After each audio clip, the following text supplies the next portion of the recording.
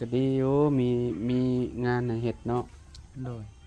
แก้กล้วยแล้วบัดนี้ไปเฮ็ดหยังบัดนี้สิไปทางสวนทางสวนอีกโดยเออเอาดีแล้วเนาะพี่น้องรู้จักเฮ็ดงานเหตุการณ์เนาะโดยอืมถือว่าเราก็เก่งใช้มือ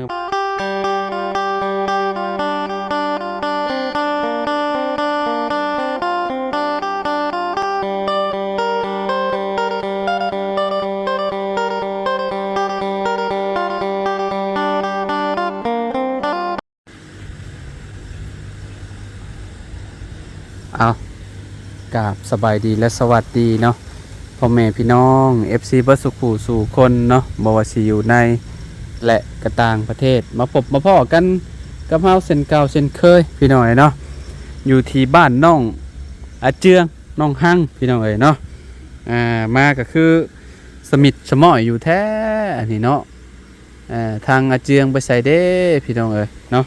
ไปเฮ็ดเวียกบ่หรือว่าแนวใดฮัลโหลมีคนอยู่บ่เด้อยู่เทิงเฮือนอยู่บ่โอ้ยพี่น้อยเนาะขึ้นไปหาพลักน้อยก่อนเนาะอุ้ยพี่น้องเอ้ยเนาะสายเฮ็ดหยังอันนี้ฮายสบายดีสบายดีเด้อน้องเด้อโอ้ยพี่น้องเอ้ยเนาะพลักน้อยเฮ็ดหยังนั่นล่ะเรามากินมีแต่ข้าวละเฮาป้อนเฮาป้อนไข่เราอยากกินข้าวละลาบ่เราอยากกินข้าวละลาเออเฮาต้มไข่ป้อนเราไว้บ้านต้มไข่ป้อนลาวเราบ่มักกินบ่เราบ่มากินเรากินคือว่าซั่นเราบ่มักกินไข่เรามากินอันนี้มากินข้าวละลาบ่ข้าวละลาโยอาเจียงน้อยนี่เฮ็ดแล้วบ่แล้วมันยังก็ได้เฮ็ดแล้วบ่แล้วบ่พัวอีหยังก็แล้วบ่แล้วยังบ่แล้วมันอยู่พุงบอมนั่นยังอยู่คุมบอมยังบ่แล้วเนาะคนน้อยเฮ้ยพี่น้องเอ้ยเนาะอยากลิ้นกล้องนั่นนี่พ่อมันไปใช้ไปอยู่บ้าน เมื่อแต่แกกล้วยเวียน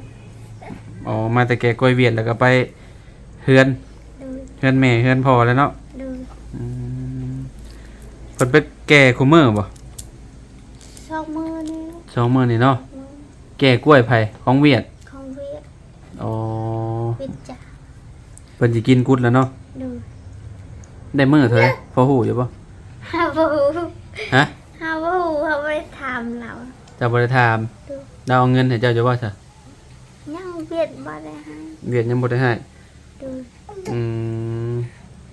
แล้วแกนหลายเจ้านายเก่าที่ว่ามาตอนนั้นเหรอว่าแม่นบ่เพราะว่าเพิ่นอันนั้นพี่น้องเอ้ยเนาะเพิ่นเห็นอาเจียงขยันเพิ่นก็เลยใส่อาเจียงอีกคือเก่าเนาะก็สิได้หลายเติบอยู่ติเนาะมื้อหนึ่งแสนปลายพุ่นจ๊ะแสนห้าพุ่นจ๊ะชักแล้วข้าวละลาบัดกินเนาะบัดข้าวใส่ไข่บัดบ่กินเนาะน้องเจ้าไปใส่เมื่อแล้วเมื่อใดเมื่อแต่2-3 4มื้อแล้วเป็นยังคือเมื่อแม่เฮาทักให้ฮะแม่เฮาอยากทักให้เอาน้องเอาลาเอาน้องอ๋อแม่เจ้าทางให้เอาลูกอายขอเอาหลานก็เลยเมื่อเรายังสิมาอยู่บ่เราอยากมาวันนี้ยังเข้าเวียกแล้วเจ้าก็ฮู้ว่าเราจะมาจะโทรหาบ่กี้น้องเฮามาอยู่นี่น้องจะมามาทางบ่ได้นางชายมามื้อนี้มาเมื่อวานนี่ว่าอาเชียงอยากมาอาเชียงอยากมา อยากมาเอาพารักน้อย เอ้ย เมื่อจะพุ่นก็ลิ้นบ่ได้แล้วโทรศัพท์เนาะ บ่ได้แล้วขึ้นผู้ยืนได้ ขึ้นภูผู้ หนึ่ง อ่า ขึ้นบนเฮาบนเราเห็ดมันต้น ได้บ่มีสัญญาณบ่ นี่สัญญาณ ก็แนมเข้าไปในเฮือนแล้วบ่มีเนาะในหมู่บ้านเนาะ บ่มี คือแบบดินยังบ่ได้เลย ขาดจากโลกภายนอกเลยพี่น้องเนาะบ่มีสัญญาณอันนี้รอ โทรกับบ่ได้ เวลาเฮาเจ็บเป็นเนี่ยแบบออกมาก็ยากเนาะยามพ้นเนาะ ดู อืม ย่าง ก็เจ้าเฮ็ดหนทางแล้วบ่ห่าง เฮ็ดเป็นทางแล้ว ฮะ ดู แปลงหนทางเข้าไปแล้วบ่ ดู โอ้ช่วงเขาไปเนาะก็เจ้ากำลังเนาะ ดูกำลังอันนี้เราไป แปลงแล้วแต่หน้าพ้นบ่แล้วสิเพอีกเนาะ พ้นนั่น ลำบากอีกนะเนาะเอ่อดินคักเลยคนน้อยเนี่ยนอนหน้ากระตื่นบ่เนี่ย ดูเฮาก็ตื่นเนาะ เด็กกูแล้วสินอนมื้อเนาะ ดึกแล้วนะ ไอ้ยาเห็นปากเห็นเว้าแล้วนี่เนาะบ่ย่านคนเด้นี่คนน้อยๆนี่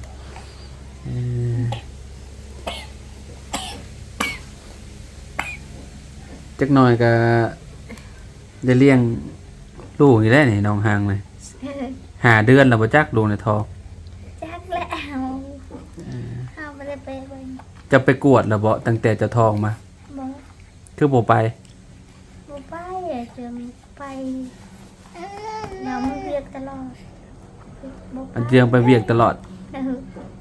ไปเอโกบังหนูเป็นหมูยิงหรือผู้ชาย ก็เป็นหมูยิงนี่ก็สมใจแล้วเนาะยิงชายหนึ่งยิงหนึ่งชายหนึ่งพอเลยบัดนี้เนาะตอนนี้น้องห้างอายุ19หรือ18 ชักแล้วหูเฮาบ่ได้ทำไหมเฮา อยู่วัง10ปลายนี่แหละครับว่า19หาชาวน่ะบ่จัก จักแล้ว จะมีน้องจักคนก็ห่าง น้องสองคน ช่องเนาะมีน้องเสียงแล้วก็อีก น้องชาย น้องชายผู้หนึงเนาะ โดย อ้าวพี่น้องไอ้เนาะเพิ่งมาได้สีเทพื้นนี่ ยังชมกำมือนะ อีก2-3 มื้อเทเอาเองบ่ บ่จ้าง จ้างเพิ่น จ้างจ้างช่างมาเทให้ โดย จำชิลินบัดนี้เนาะ โดย อยู่กองตารางนะพี่น้องเอ้ย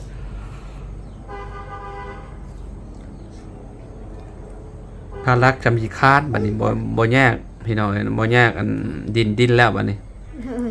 แต่เก่ายังว่าเราจากลิ้นเนี่ยเล่นได้อยู่ตารางเนาะ เล่นนี่เล่น คานเลย โดย พุ่นน่ะจำฮอโทรศัพท์โมเมนต์เอากราบให้เบิ่งเอาจ๊ะนี่ เราเบิ้งกับกาบ ฮะ เราเบิ้งกับกาบเลย มาแล้วเด็กน้อยนะคันว่าเอาโทรศัพท์ให้เบิ่งโอ้ เรา อย่าเพิ่มเอาให้เบิ่งเด้อ ดู คือลูกคอยน่ะยั่วตั้งแต่ยังน้อยๆตั้งแต่ตอนนอนน่ะแบบว่าเด็กน้อยสิติดมือหั่นเด้ ดู ติดมือเลยเฮาสิเปิดอันนี้สิเปิดเสียงเป็ดเสียงหยังก็แล้วแต่ ดู แบบว่าถ้าเพิ่นถึกใจเสียงนั่นน่ะเพิ่นสิบ่ให้นานแม่นบ่ นี่ก็เราให้เปิดกับกาบเราก็เช้าเลยฮะเราอยากให้เลย เบิ้ง เพิ่นขี่รถใหม่บ่ไปน่ะ บ่เราขี่รถเก่าร ถใหม่เอาเข้าไว้ ดูเขาอยู่ข้างหน้า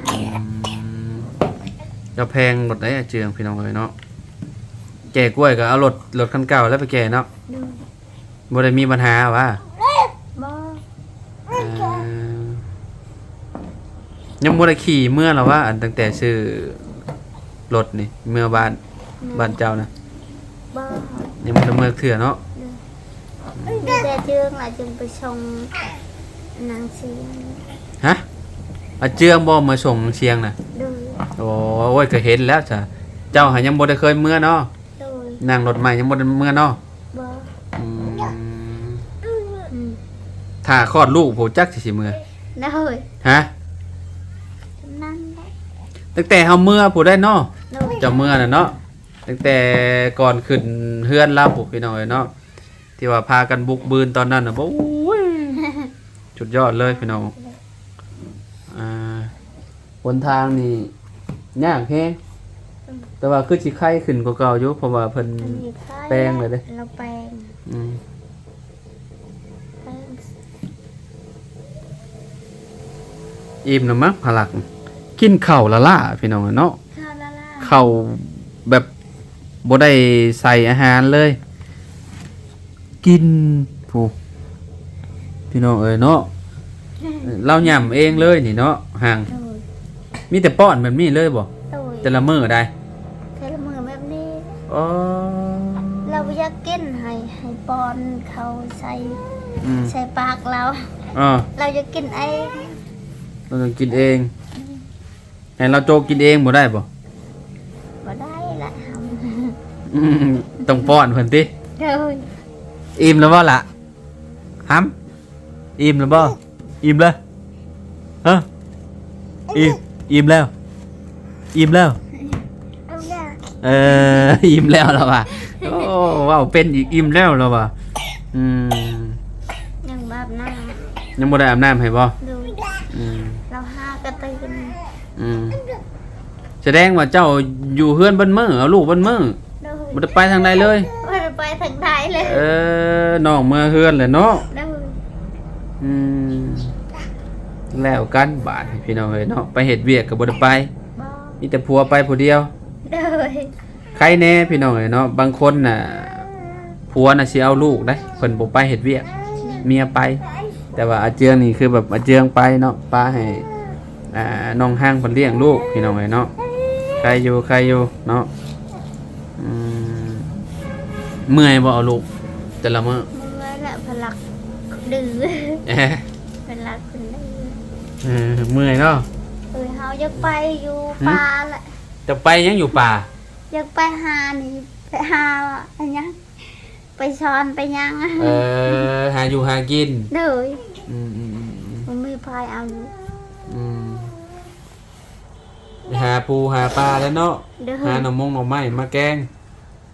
ในอยู่ แต่พ่อมีอยู่หน่อไม้ยันในเนาะหางเนาะ พอมีแหละสั่งเขากิน พอได้กินเนาะ ดู แต่ว่าลูกบ่มีแผลเอาเลยติ เด้อ เจ้าก็อองไปน้ำเจียไปโลด ปลา ป่ายุงลายเนาะ ยุงลาย ยุงกัดคนหน่อยอีก เมื่อละเจียง แท้เจียงมาแล้วบ่ ดู โอ้มาแล้วพี่น้อยเนาะเจียงมาแล้วผุนโอ้ยรถแก่กล้วยแล้วพี่น้อยเนาะคักโอ้โอ้พี่น้อยเนาะเอาลงไปหาเจียงก่อนจ้ะเด้อ เอ้ยสบาย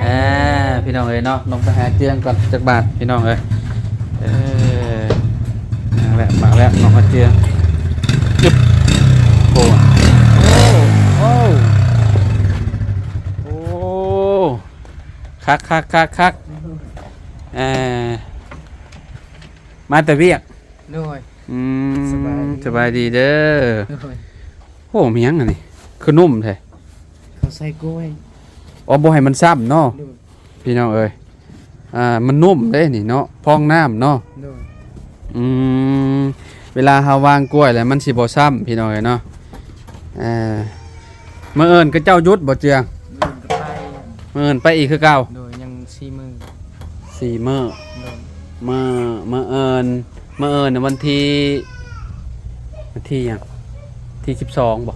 โดย มื้อนี้วันที่12ด้วยว่าวันที่หยังเดือนลืมแล้วก็ได้ จักเลย ลืมเบิ่งวันที่แหละพี่น้องเอ้ยเนาะ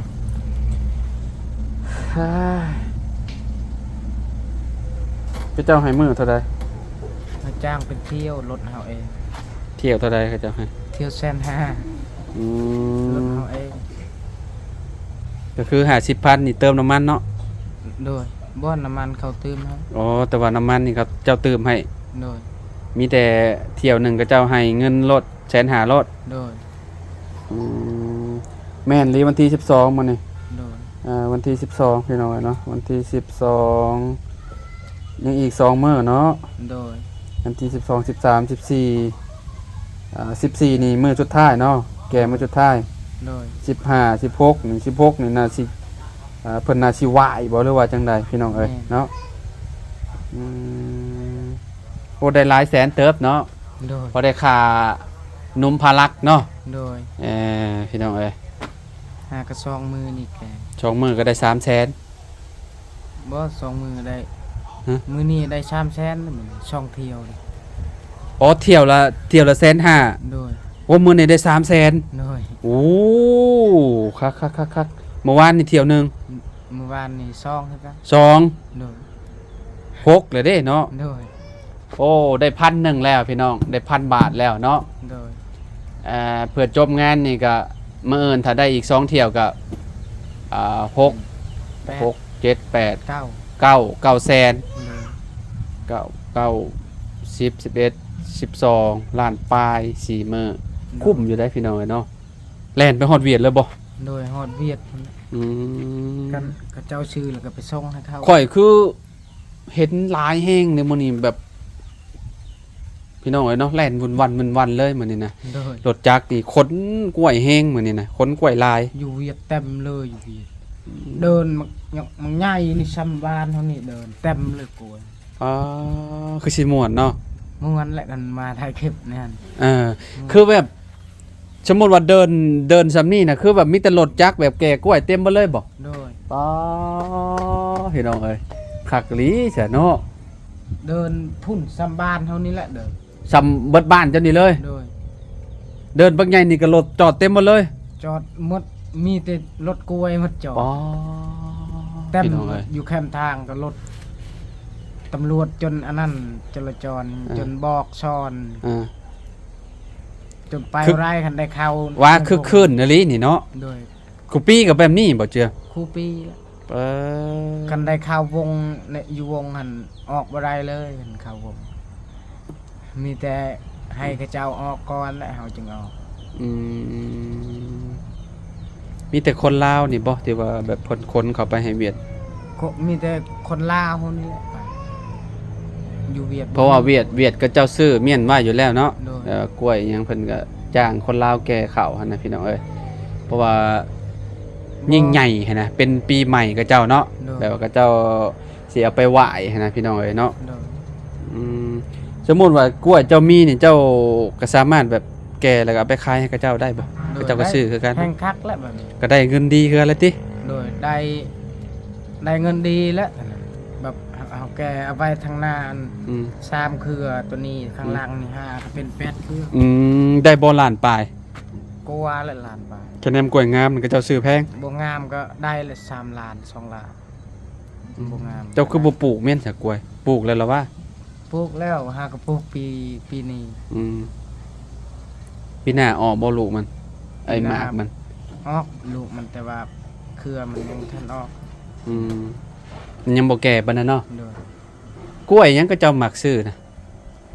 ก็บ้านชำเจ้าห้องกล้วยหยังสิก็เจ้ามักไหว้นะ กล้วยแบบนี้แหละ กล้วยน้ำว้านี่บ่ โดย เออ เวียดขายแพงอีกเรากล้วยงามกล้วยอู้ตึงเลยซ้ำแคนนี่หมากอืม มันขาวอีก อืม เวียดขายคันหนึ่งฮอต12ล้านพุ่นเราขายแต่ว่า12ล้านเงินเวียด แต่โตเป็นเงินลาวก็ได้หลายล้านเติบอยู่เนาะ ได้ประมาณ10ล้านเงิน 10ล้านกีบ โดย อื มีแต่8เครือซื่อๆแต่ว่ามันงาม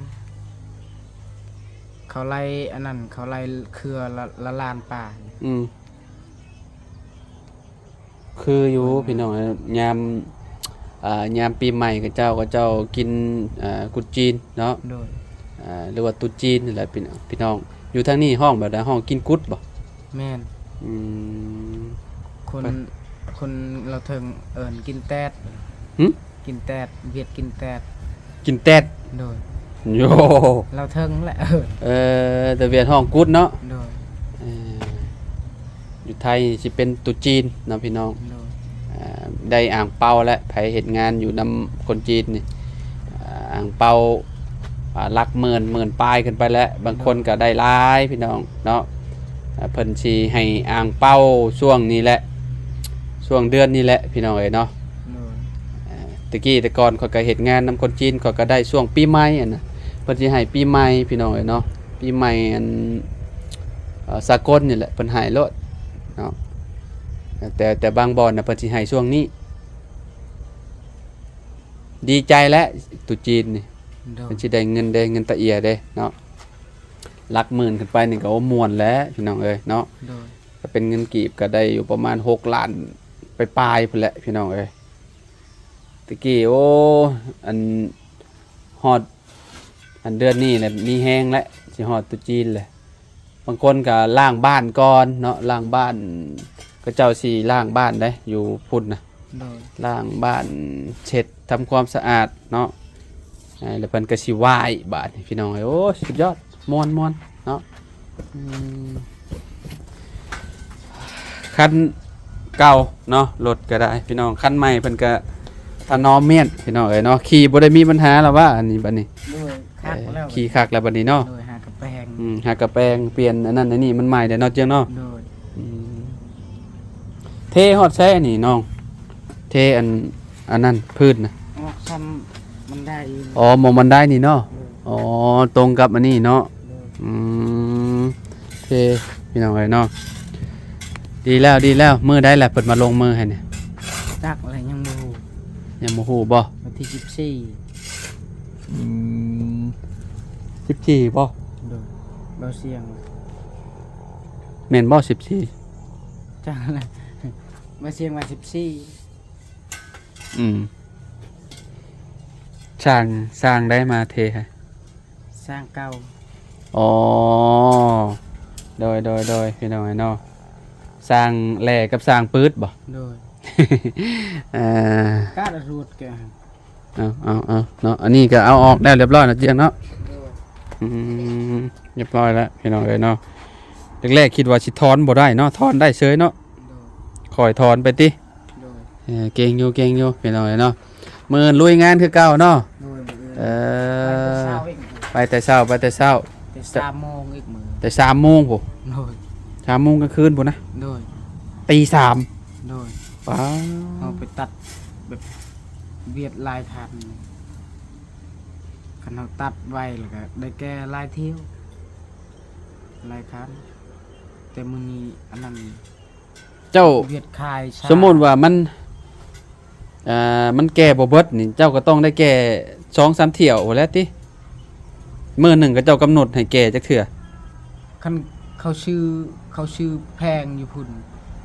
เวียดผู้ชื่อหันยังบ่ทันมือบานเลยเขายังเขาชื่ออีก ก็เจ้าก็ให้ ตัดอีก ก็เจ้าก็ตัดอีกติ โดยสำนี้ก็ตัดแล้ว เออ มื้ออื่นนี่ตัดอีกมื้ออื่นแพงอีกมื้ออื่นแพงขึ้นอีก อืม เขาชื่อ อื มื้อ ม นี้มื้อวานนี่ยังบ่ได้แพงปานใดมื้อวาน อืม เวียดขายจักคันบ่ได้4ล้าน อืม มื้อนี้แพงอีก ขึ้นไปเลย โดยคันหนึง เออ 12ล้านแต่ว่ากล้วยเวียดงามโอ้ยยอมรับเลย ก็ดีอยู่มีงานให้เฮ็ดเนาะ โดย แก้กล้วยแล้วบัดนี้ไปเฮ็ดหยังบัดนี้ สิไปทางสวน ทางสวนอีก โดย เออเอาดีแล้วเนาะพี่น้องฮู้จักเฮ็ดงานเหตุการณ์เนาะ โดย อืมถือว่าเราก็เก่งใช้มือเบิ่งโอ้พี่น้องเอ้ยเนาะเอาหยังล้างออกบัดนี้ เอาน้ำมัน ออกอยู่บ่ โดยเอายางกล้วย ยางกล้วยเนาะ โดย เท่าแก่เก่าบ่สิมาใช้บริการ แม่ อืมถือว่าน้องเจืองนี่สุดยอดเลยเนาะพี่น้องเอ้ยเก่งสู้เพื่อลูกผู้เมีย โดย จะหน่อยออกมาอีกคนหน่อยนี่ โอ้ยครับเอาไปเวียดผู้บริเชมขับมัน หึ ผู้บริเคยขับ ไปเวียดแกกวนลมและ แม่นบ่ โดยรถลายอีหลีรถ เออ ไปจนค่อยไปค่อยรอดเอา อืม เป็นรถเขาเจ้า เออ จนติดกันเลย โดยแสดงว่าเจ้าเซียนลิซะเนาะ โดย ต้องคอยไปแล้ว ตุ้ยขึ้นบ่นั่นนี่ ใช่ จะตุ้ยขึ้นบ่ ที่นี่ แม่น จักแหละ เอาหน้าขึ้นหน้าเต็มขึ้นกว่าเก่า โดย ตุ้ยขึ้นเนาะ โดย อืม นอนรับอยู่หรือว่า โดยนอนรับเมื่อยแบบนี้ก็นอนแต่คนแรก เอาพักผ่อนหลายๆเนาะมาเอิญสู่งานใหม่พี่น้อยเนาะเฮากะมาอืมหลายมื้อเติบเลยพี่น้องเฮาก็สิมาเนาะหลายมื้อเบิ่งเฮามาวันที่หยังระบุลืมเลยเฮาก็ได้เฮาก็สิมาหาเจืองเพิ่นเนาะ โดย อืมโอเคจะไปแล้วพี่น้อยเนาะอยู่ดีมีแฮงบ่สุขุสุคนล่ำลาเลยเด้อพี่น้องเด้ออาเจืองเพิ่นก็นี่แหละยามค่ำๆจังได้เห็นเพิ่นพี่น้องเนาะเพราะว่าเพิ่นเฮ็ดเวียกเฮ็ดงานเด้เนาะแต่ว่าเมียนี่คือไปใช้บ่ได้แล้วบาดนี่มีแต่เลี้ยงแต่พลักเพราะว่าอาเชียงเมื่อบ้านแหละเนาะ โดย ทางให้แล้วผมจักสิได้มา แม่นทางให้ เนาะ โอเคไปป้าละเจียงเนาะโดยสบายดีเด้อ สบายดี โอเคพี่น้อยเนาะทางน้องห้างเจียดเวลา1ข้าว1น้ำพวก1ข้าวพร้อมเฮ็ดเวียกเป็นน้ำเนาะไปแล้วเด้อน้องห้างเด้อ เฮ้ยสบาย สบายดียังมุมนี่เนาะยังบ่แล้วพี่น้องเอ้ยเนาะนี่ประมาณนี้แหละเอาอยู่ดีมีแฮงขอบคุณหลายๆที่รับชมคลิปเด้อพ่อแม่พี่น้องเนาะสบายดี